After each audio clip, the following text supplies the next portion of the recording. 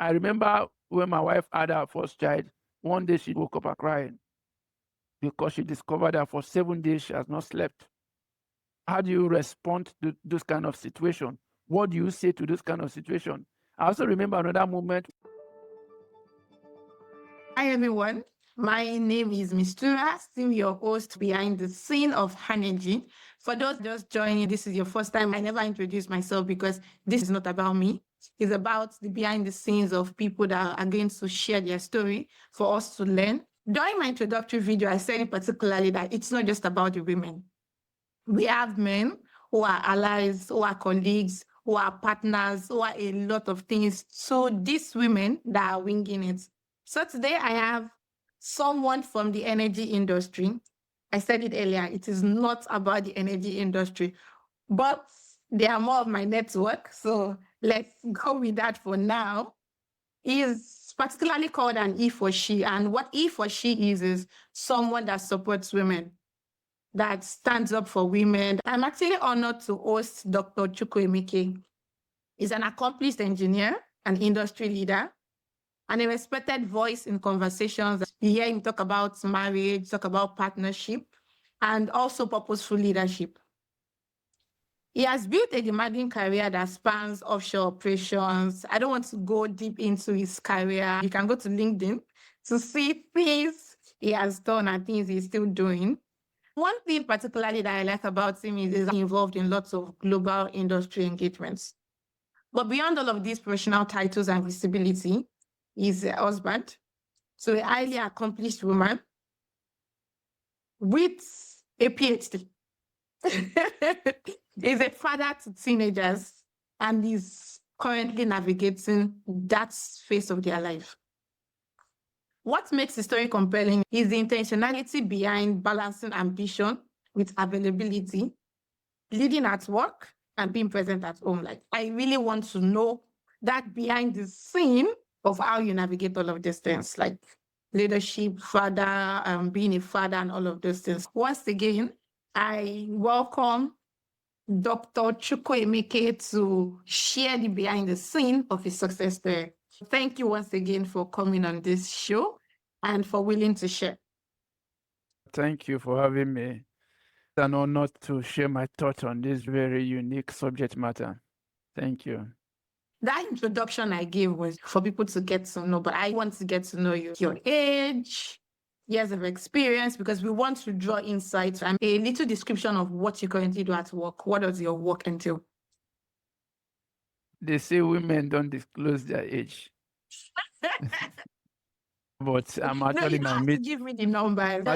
I'm in my mid-40s already. Okay. What that means is I'm already tilling towards 50. I've been in the industry for 23 years. I started my journey in 2005, where I worked in Abo FPSO, probably one of the best offshore facilities. You have the bigger FPSOs around us, like the Bonga, the Era, and others. So background, we worked with South Africans, Filipinos, Australian. In fact, my boss was an Australian. And then I also had a supervisor who was from Indonesia, Daniel. And then we had people from different ethnic background, different religious background, and keeping it as safe as possible. So imagine having this diverse background of people, personnel, and we're able to operate and manage one of the best FPSO facilities in Nigeria. That gives us a different feel how to relate with people. That probably influenced my thinking, the way I see people, I relate with people, the way I connect with people.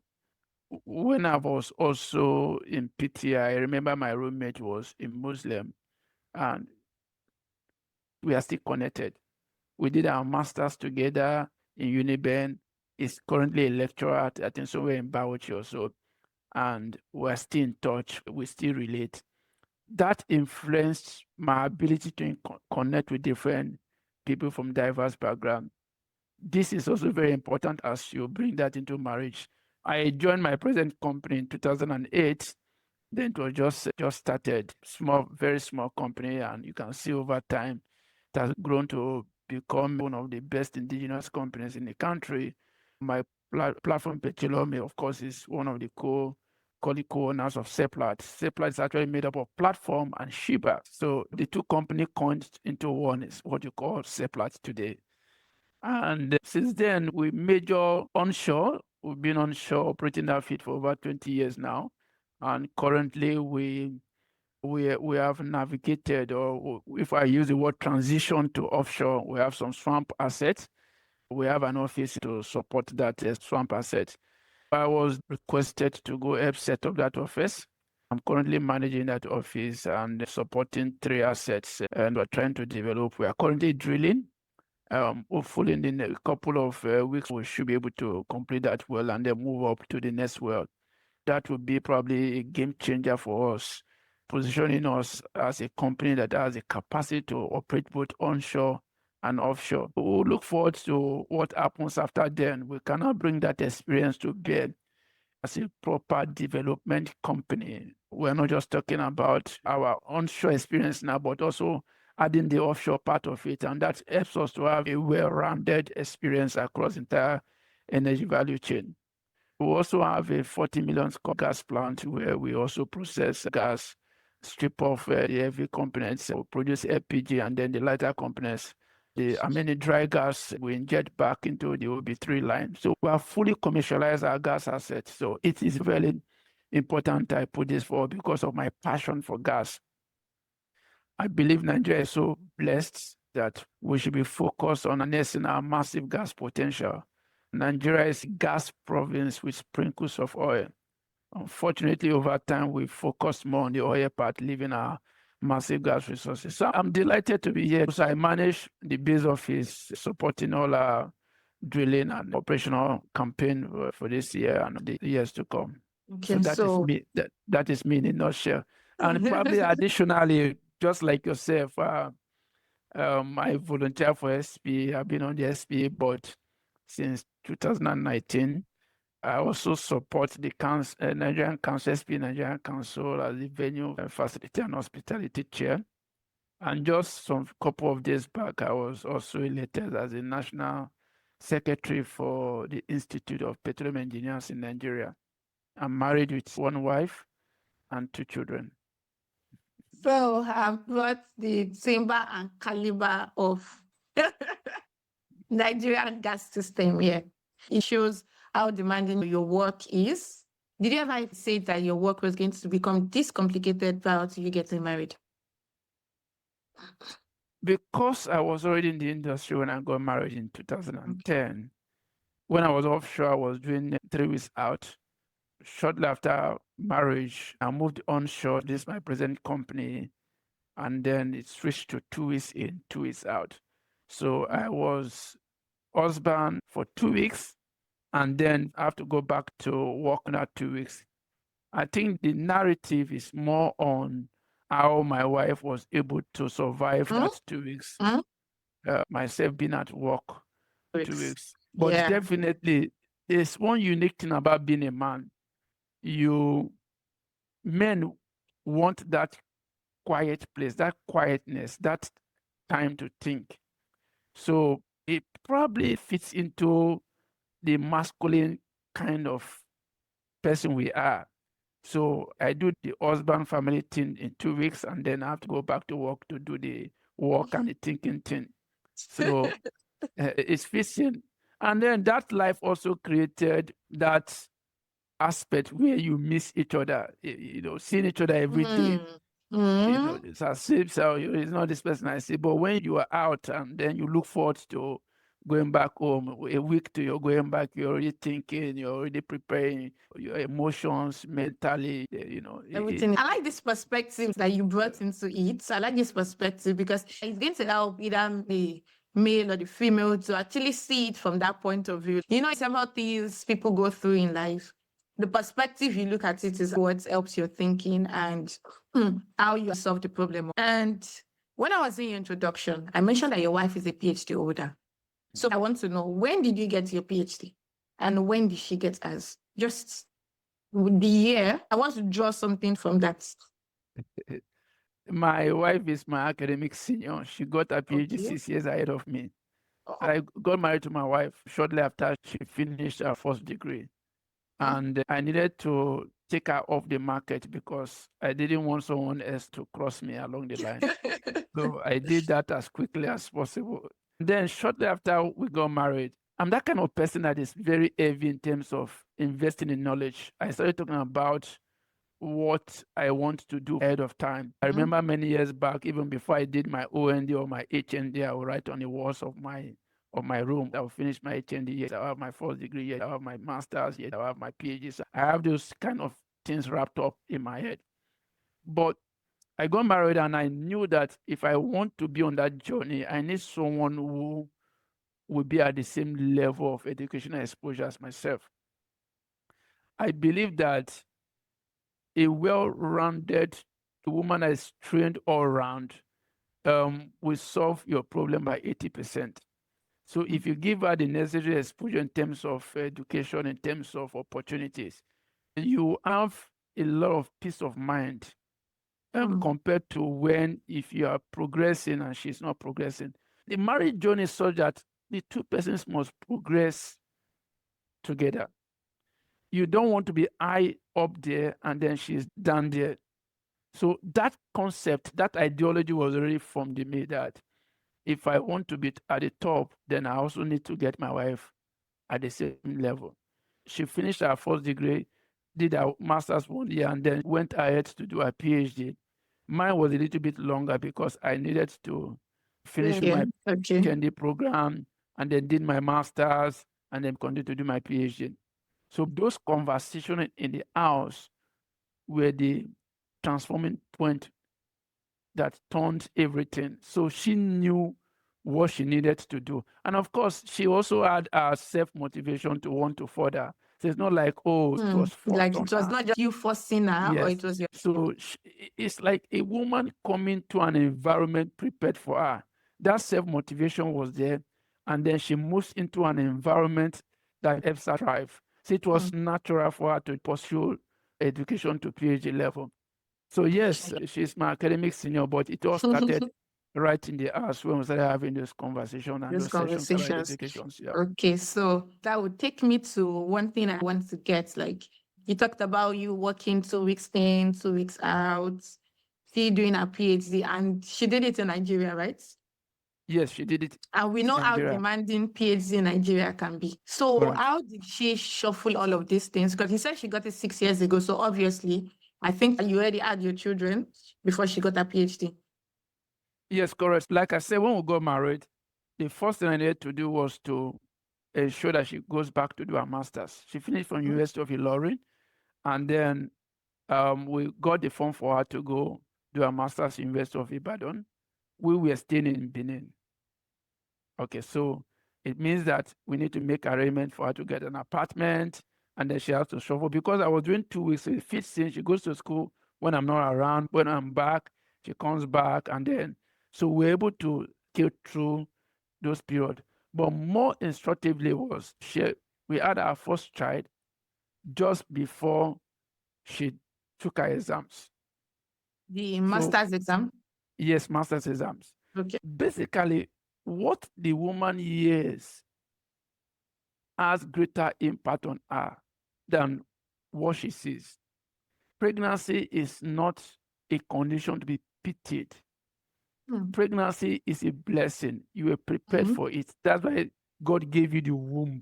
It means God prepared you for this For that process, face. for that phase. So I spoke those things to help her see that pregnancy is a blessing so she can walk through that phase along with whatever pursuit she had then. I think that helped her to navigate through that phase of her life. And more interestingly, is the fact that we also had family support. I remember my younger sister had to travel with the baby. Maybe she gave birth, she had to go take her exam. So we didn't say because she gave birth, let's shift the exam or let's postpone the exam. So I had my younger sister travel all the way with her to Ibadan.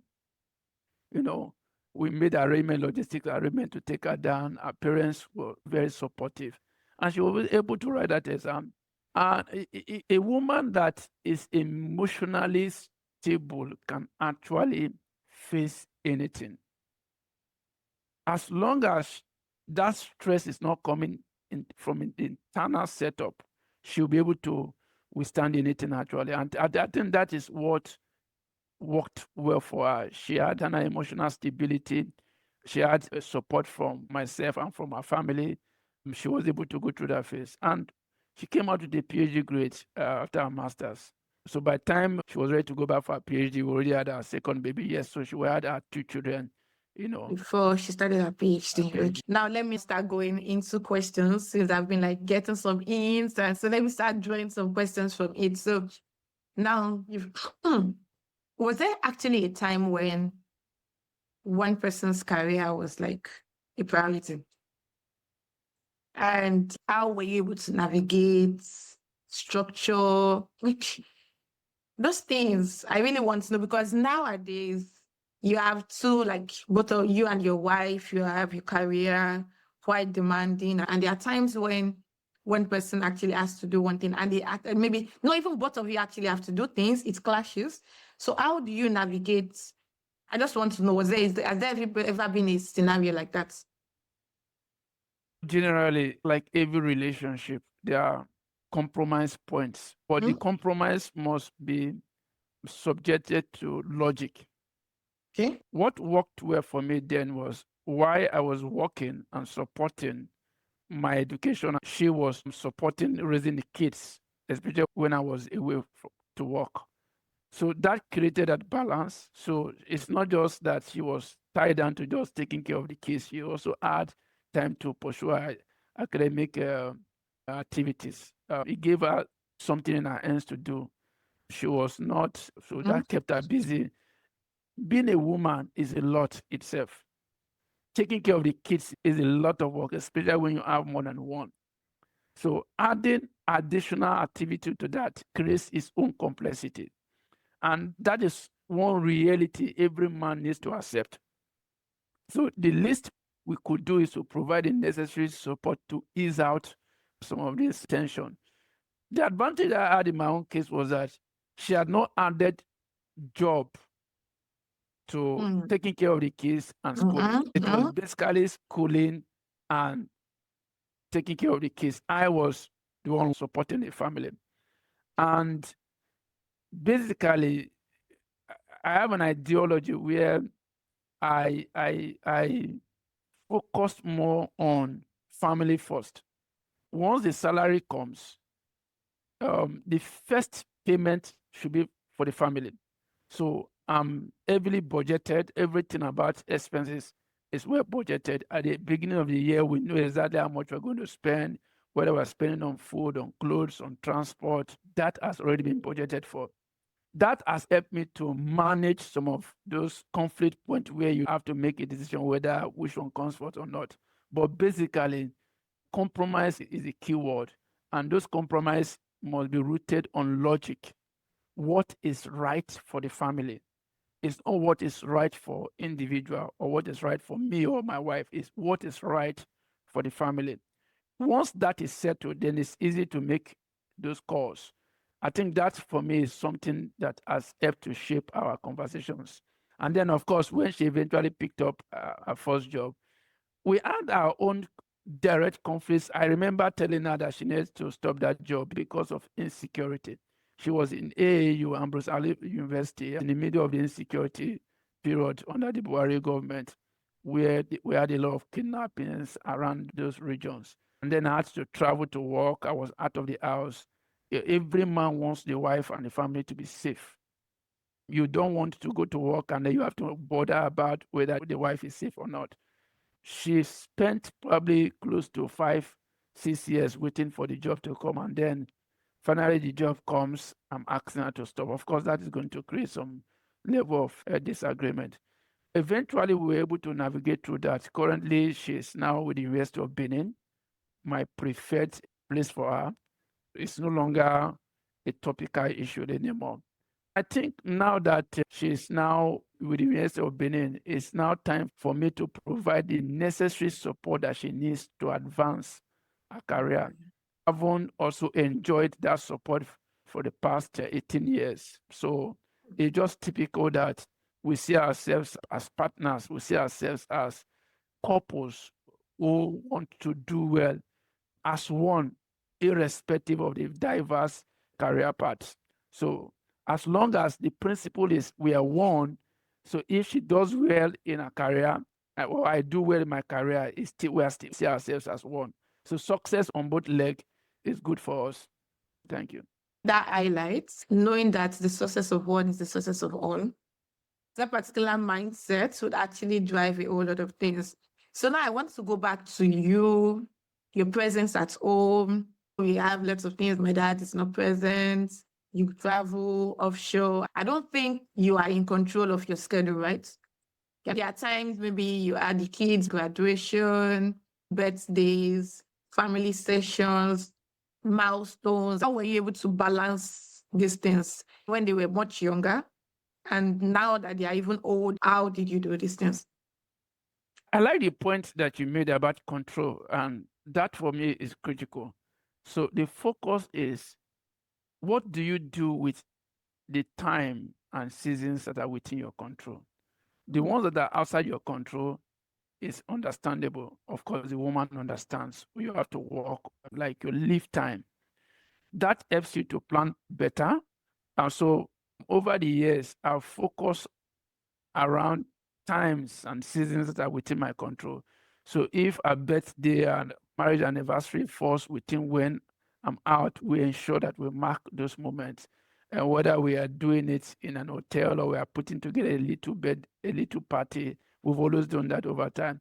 And of course, for the children, we've tried to emphasize on remembering their birthdays. They celebrate their birthday with their classmates, and sometimes we do that in the church.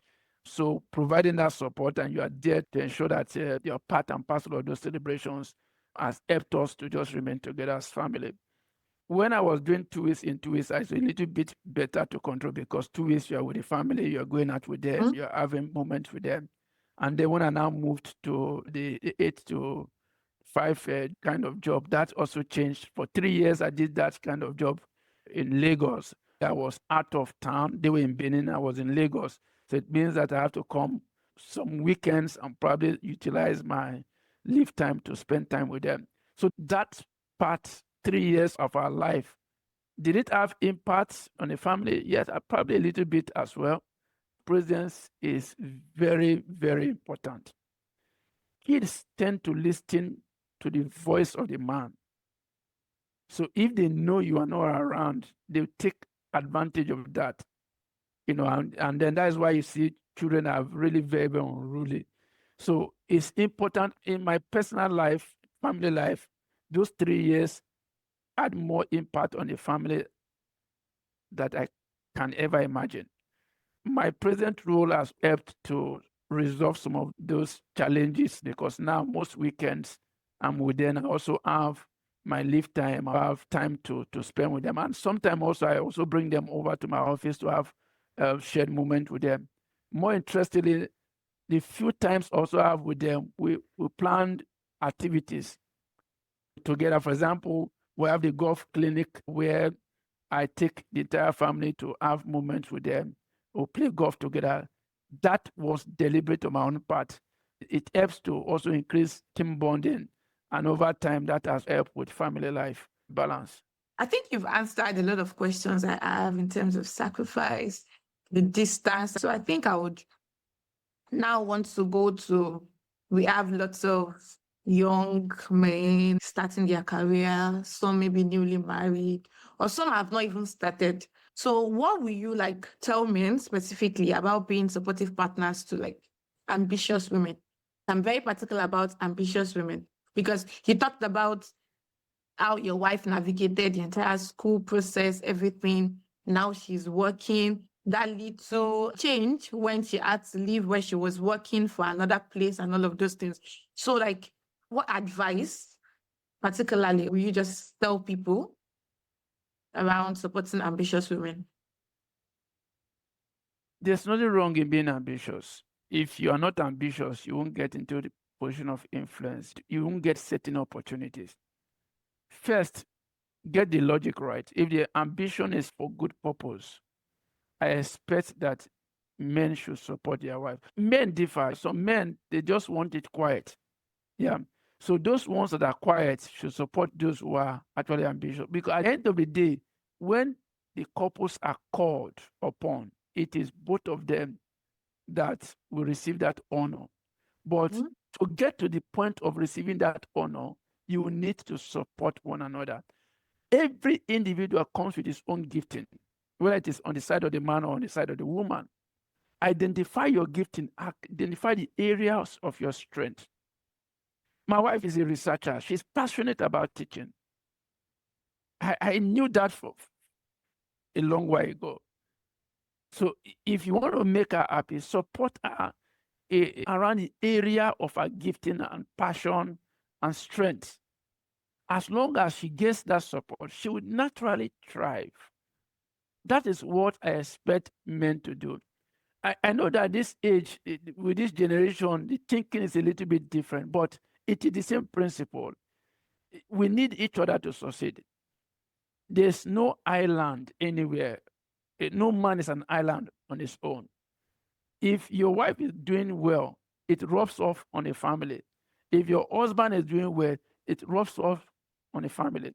But if you try to drag each other down, it will still rub down on a family. If you go down, it's still the family. If you go up, it's still the family.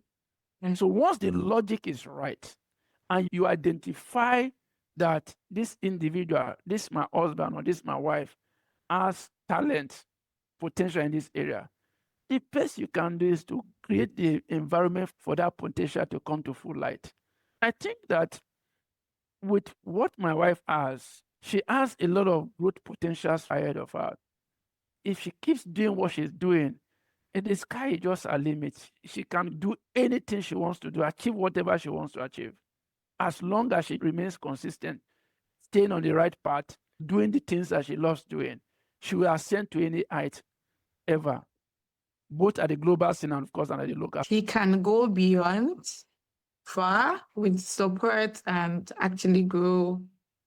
I really appreciate all of those that you said. Moving towards the end of this, you said a whole lot. I wanted to ask you about if you were going to look at marriage again, looking at it if you go back to when you were not yet married.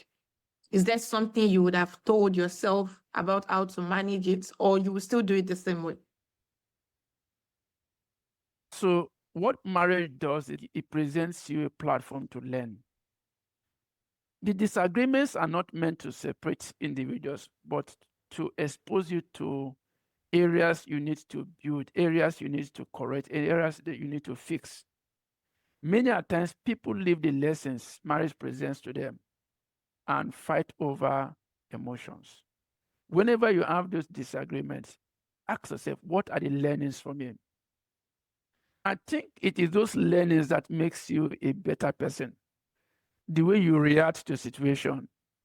Just before I land on this, part of the thing that helped me in my journey was my being deliberate in participating in the kids' life. So whenever I'm on time off, I'm around in the home, I'm particular about, I take the kids myself to school. Some men don't do that. That is one shortcut to playing the critical part in their lives. To date, if I'm around, I take the kids to school myself and bring them home myself. To date, I still shop for my son.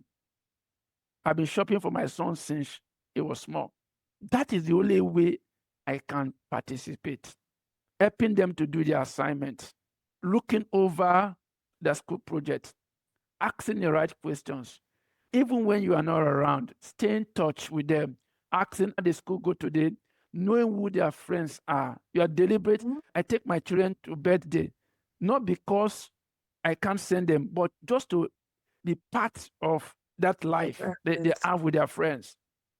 Being deliberate about offering them opportunities is an opportunity. More importantly, I think there's something I need to do more is probably have more robust conversations with them. We have our sessions. I do budget presentation to the family, helping them to be part and parcel of planning and budgeting. I remember when I traveled to UK upon my return, I gave them a full report because my company gave me extra codes and I had to report how that extra code was spent, how much was spent, what it was spent on, and how much was left. Doing that helps them to appreciate the fundamentals of budgeting and costs management. I'm also very heavy on savings, so I share with them about my savings plan, investment plan. So their formative years, they already have understanding of simple basic economics. So that is one way you play critical role in the life of the children. And I think I can't truly say, oh, if I was in my younger self, what will I do differently? Because marriage does not give you the full outlay. You don't know what to expect. So it is watch as you have to prepare your mind. You go in with a prepared mind. You don't have the entire outlay of what is going to be.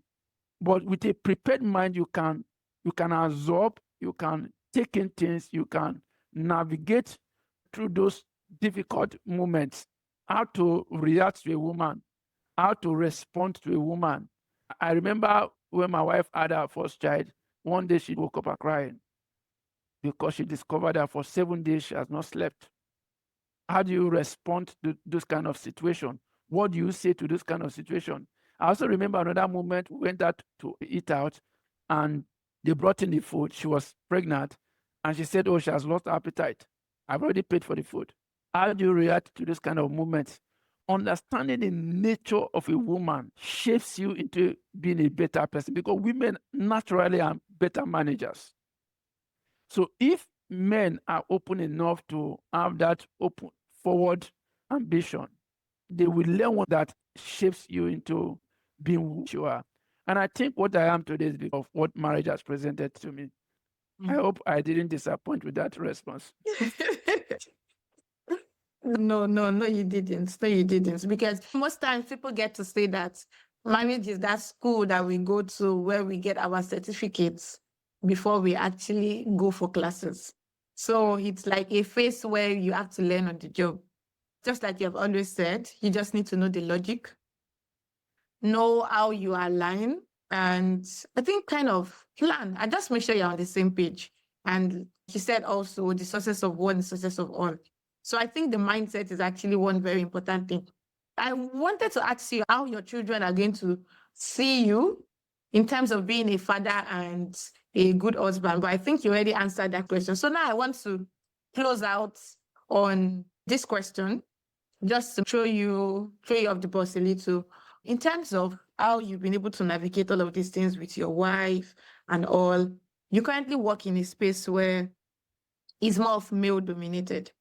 So how do you, will I say, in because yes, you're called an he for she, and obviously means you support women's career. So how does all of these things you've known come to play with you having women in your career that is male dominated, as I said? Yeah, so women are better managers. Probably one of the best places I volunteered that has thrown up a lot of women leadership is SPA. From when we had, I remember me getting on the board, we had Fayama, call her the boss lady, the iron lady. And then we've had successive women who have been session chairs, and then you have to work with them, receiving instruction directive from them. It has shaped my view of how to relate with women. You don't see women from a point of weakness. That is where a lot of men miss it. You see a woman from the position of her qualification, her competence, and what she's able to bring on the table. If that perspective, if that logic is correct, working with women will not be a problem. We have a lot of great women in our organization. The GMHRO, she's a woman, very fantastic woman. We have the human resources manager, another very fantastic woman, doing so well. Head of drilling, she's a woman, very fantastic, well experienced. That background from SPA has helped me to tailor my relationship with these women and have that collaborative work experience with them. Probably that is the difference between me and some of my colleagues.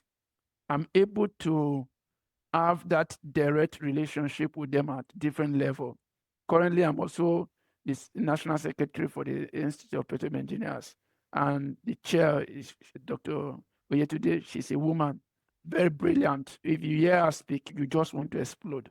And I've met some big time name women who are doing so well in the oil and gas industry. I just met with Elo Zino, the MD of Midwestern, very brilliant. You're just happy being around her. When she talk, the kind of dreams, the kind of aspiration, and many other women doing great things out there in the industry. Our former council chair, Amina, I had probably close to 1 hour session with her in Aberdeen. Listening to her, she's just out of this world. She will blow you off. The kind of things she shines out, and her ability to manage SP Nigerian Council for 1 full year is just amazing. So you can't have this kind of women at the global stage. You have Ngozi doing so well at the World Bank. You can't have these women doing so well and then anybody will want to put the women under the table. No, no, no, no, no. We can only but support women to become who God wants them to be. And when women are in place of power, the family becomes more prosperous, the family becomes more stable. The reason why I support my wife to the highest level of education is because whatever she is, she will bring to bear on the children. Mm-hmm. Women are a lot closer to the children. That is the way divinity designed it. Women are a lot closer to the children than the men. So, but if you empower the woman, you also empower the children. If you bless the woman, you also bless the children. If you give peace to the woman, you also give peace to the children. So whatever you give to the woman returns to you blessed, multiplied. So it's easier to support women, and then you also have your peace, you're stable. I play golf. Now I've introduced my wife to golf. So when we talk, the communication is very critical, very important. The conversation level, like I said, you cannot be talking from a higher position of view. Communication becomes smoother, becomes easier. You understand each other better, and then you can move together. And that has helped me. So now I play golf. I come back because she also plays golf. I say, oh, I didn't return a good score. She understands what I'm talking about. Oh, I played a birdie. She understands what I'm talking about. Oh, I went to the bunker. She understands what I'm talking about. But if she doesn't understand, that is where the mismatch comes from. And I think it's easier to support women at all levels. The man is at peace, the woman is at peace, the family is at peace. Thank you. Thank you very much. I like this point where we closed out on this, talking about synergy, communication, growing alongside your wife. I also like how you brought it in from you working with women, what it has taught you, and how you have been able to move going forward. So once again, I want to say thank you for your willingness to share, for letting us see behind the scenes of that beautiful family, that beautiful home, that beautiful career, that smiling you that we see. We get to see that support system and how you've been able to grow and how you are also supporting women who are out there doing amazing things. Thank you for pointing out women who are doing excellently well for themselves. And thank you for being a support system. Like, I really appreciate it. Now I truly see that you're not just called an E for she for four. You are truly an E for she. So thank you once again for coming to share the behind the scenes of your success story, which is actually our own energy. Because with someone like you behind a woman, she would truly go beyond what she actually even thinks she can accomplish. So thank you very much and appreciate your presence. Thank you for the opportunity to share.